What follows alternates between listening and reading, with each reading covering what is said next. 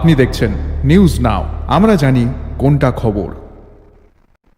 Pensioners के लाभों को आसान और अधिक पारदर्शी बनाने के लिए nation wide digital life certificate campaign 4.0 शुरू किया गया है। अगरतला में आयोजित इस पहल में वित्त मंत्री प्रंजीत सिंह रॉय ने पेंशनर्स को घर बैठे सभी सुविधाएं प्रदान करने के लिए राज्य सरकार की प्रतिबद्धता का उल्लेख किया। देश की पेंशन सेवाओं को आसान, अधिक पारदर्शी और अधिक तकनीक आधारित बनाने के उद्देश्य से अगरतला के मुक्तधारा ऑडिटोरियम में डिजिटल लाइफ सर्टिफिकेट कैंपेन 4.0 का आयोजन किया गया। वित्त मंत्री प्रंजीत सिंह रॉय ने इस पहल के माध्यम से पेंशनर्स के जीवन को अधिक आरामदायक और परेशानी मुक्त बनाने के लिए राज्य सरकार की प्रतिबद्धता का उल्लेख किया।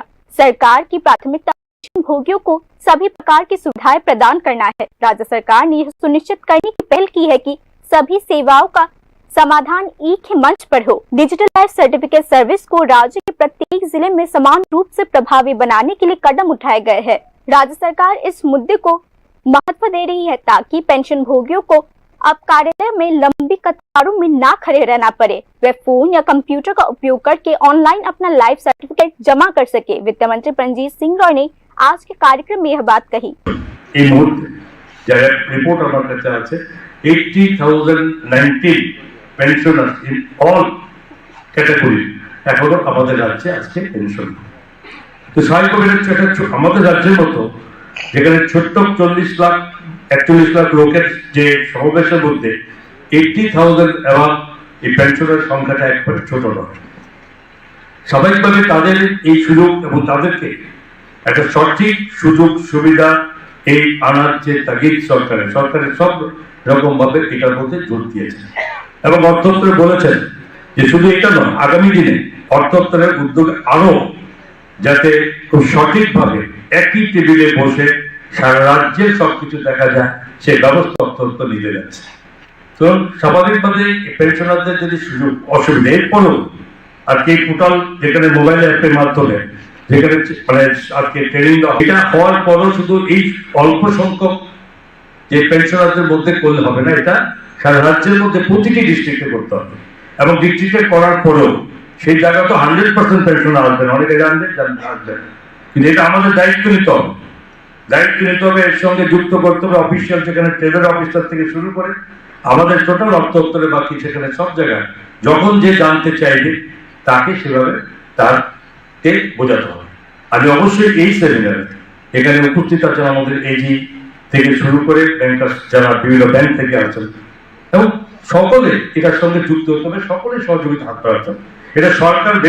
पेंशन प्राप्तकर्ताओं में से किसी को भी घर से बाहर ना निकलना पड़े, इसके लिए वित्त मंत्री प्रंजीत सिंह रॉय ने भी संबंधित विभागों, बैंकों और अन्य लोगों से राज्य सरकार के इस प्रयास में सहयोग करने की अपील की है।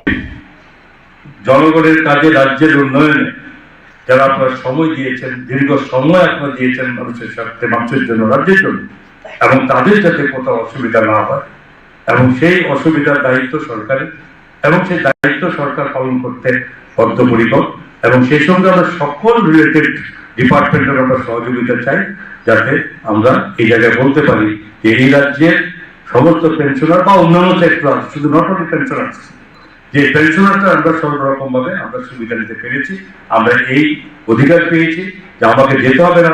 আমার বৃদ্ধ বয়সে বলেছেন সেক্রেটারি বয়স্ক মানুষ বিছানাতে উঠতে পারে না, তাদেরকেও যদি ফিজিক্যালি অ্যাটেন্ডেন্স দিতে হয় ব্যাংকের মধ্যে that is not possible to that person. সুতরাং আমরা ওই জায়গায় নিয়ে পৌঁছাবো যে একটি লোককে ফিজিক্যালি না গিয়ে যে ঘরে বসে কেউ করতে পারে সেটাই আমাদের সাকসেসফুল ট্রাই और আমি সকলকে সহযোগিতার জন্য আবারও রিকোয়েস্ট। यह पहल पेंशन प्रणाली में डिजिटल ट्रांसपेरेंसी लाने की दिशा में एक बड़ा कदम है। पहले कई पेंशन भोगियों को दस्तावेज जमा करने के लिए दूर दराज के इलाकों में जाना पड़ता था, जो वरिष्ठ नागरिकों के लिए मुश्किल हो जाता था। अब उस स्थान पर एक तकनीक आधारित सरल प्रक्रिया आ गई है जिसने न केवल समय की बचत होगी बल्कि भ्रष्टाचार या गलतियों की संभावना भी कम हो जाएगी। हालांकि यह पहल सराहनीय है, फिर भी इसके कार्यान्वयन में कुछ चुनौतियां अभी भी है। दूर दराज के क्षेत्र में खराब इंटरनेट कनेक्टिविटी, बुजुर्गों में तकनीक के प्रति अज्ञानता और डिजिटल लिटरेसी का अभाव अभी भी प्रमुख बाधाएं बनी हुई है। पेंशन प्राप्तकर्ताओं का मानना है कि स्थानीय प्रशासन के माध्यम से प्रशिक्षण और जागरूकता शिविर का आयोजन इस संबंध में विशेष रूप से महत्वपूर्ण है। उल्लेखनीय है कि राज्य में पेंशन प्राप्तकर्ताओं की कुल संख्या वर्तमान में 80,019 है। Bureau report news.